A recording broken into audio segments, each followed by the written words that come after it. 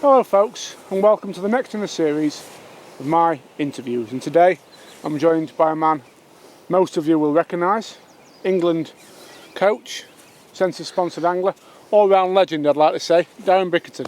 Thank you, Tom. Darran, let's start at the beginning. How did you get into fishing? My dad first took me when I was 8 or 9 years old maybe. We went to a local park lake and I caught a perch. My first fish. Most people's first fish are perch in them days. Bit different now. A lot of people's first fish will be a carp. And we started going on club matches, you know, when I was probably 11 onwards. I was fishing with a local club from Rolls-Royce, where I work now. By the time I was 14 or 15, I was doing good. I was winning a lot of the matches. And then I got into open match fishing with the Derby Angling Association. And after that, I went to Trentmen.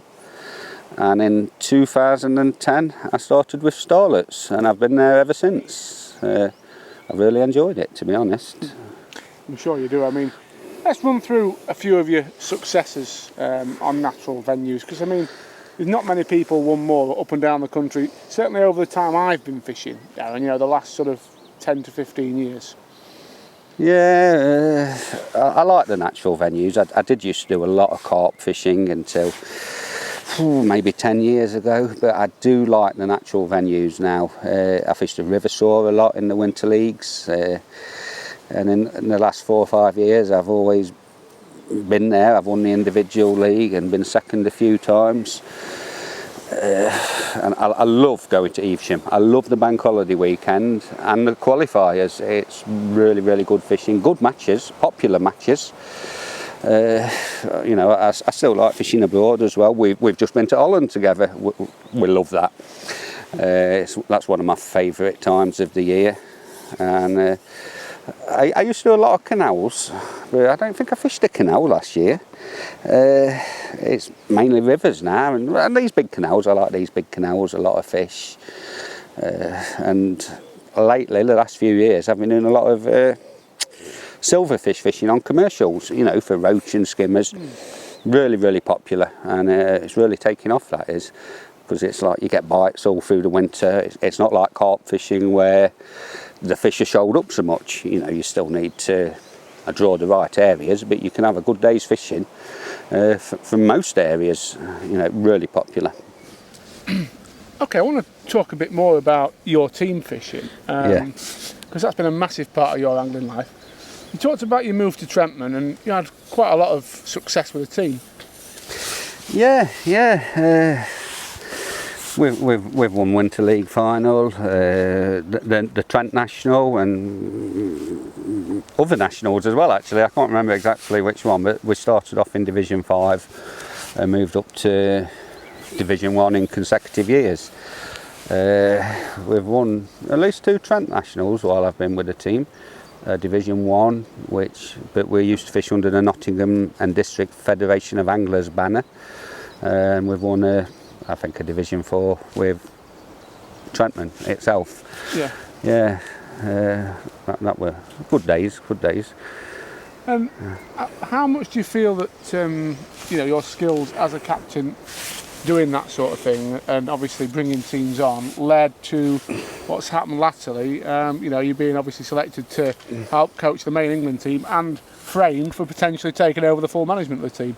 Yeah, the thing is, I've been with the Starlets now since 2010, like we mentioned earlier. Obviously Mark is the manager of the team.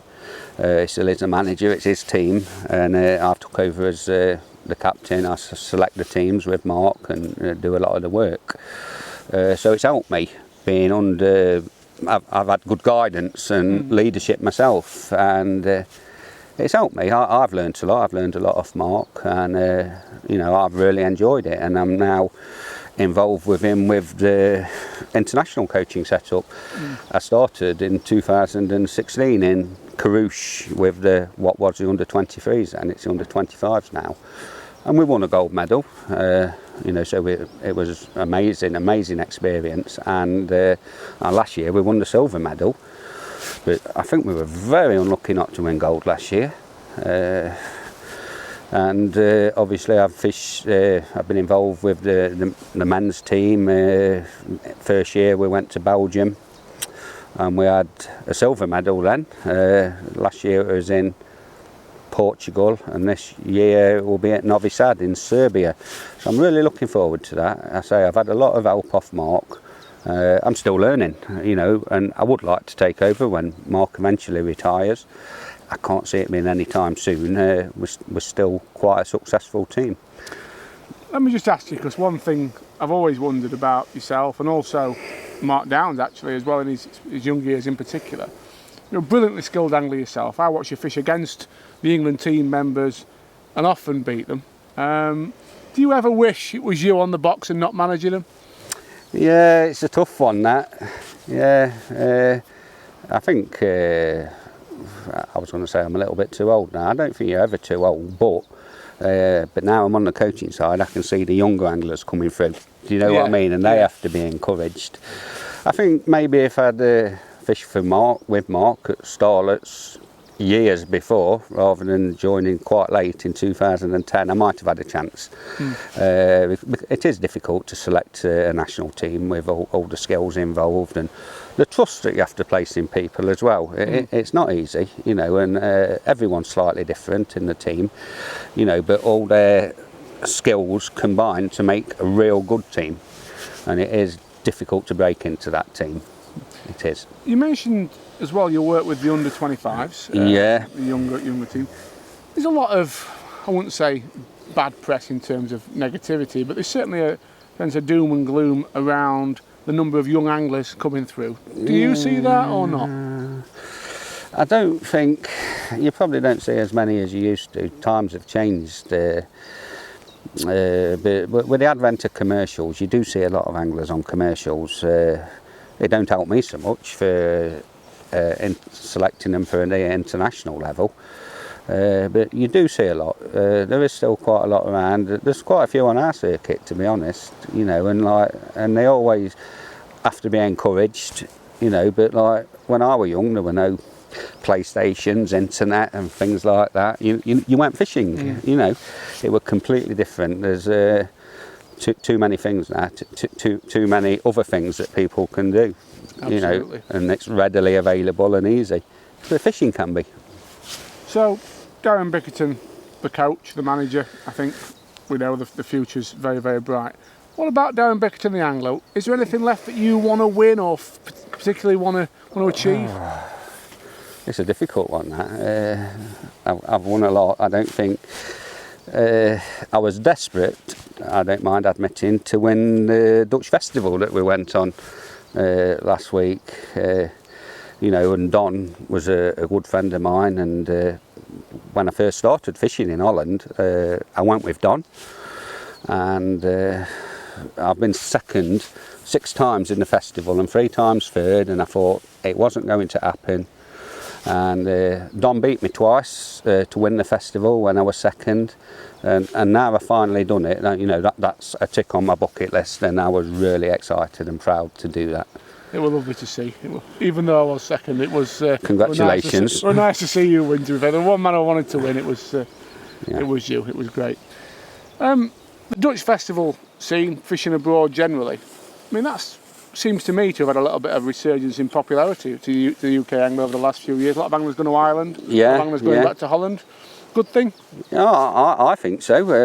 You know, the more people that can get into fishing, the better. And it's really popular, these festivals now. Some people have to work full time, you know, so they can maybe get a week off work and they can utilise it to go abroad and do a festival with all the friends. And you know, sometimes it's not all about the fishing, you know, it's the friendship and, you know, the eating, the drinking and the general camaraderie. Yeah, absolutely. It's the week we have, it's a great week, isn't it? I think so, yeah. A few Heinekens and happy days. Just a few. Right, I always save in these interviews, Darran, the most difficult question to last. I'm a devil for this. So I'm going to put you on the spot. You're the England under 25s coach. Yes, assistant coach. Assistant coach. Out of all the young anglers you've seen, under 25, If you had to choose one to be the next Alan Scawthorne, the next Will Raisin, which one would it be? Very, very difficult, that. You mean English anglers, obviously. Well, I didn't say that, did I? Well, I can only talk about English anglers, really, but Alex Clements has done tremendous. He's had individual gold in Carouge. I think it was individual silver last year in Italy. But Rory Jones, I think, after this year, will be in the rankings the #1 angler in the world for under 25s. You know, so it's very, very difficult. One of them two. Oh, not committing, are you? No. Good management, I'd say that is. Keeping it wide open. Darran, it's been lovely talking to you, and I'm sure we'll be seeing a lot more of you over the coming months. Thank you, Tom.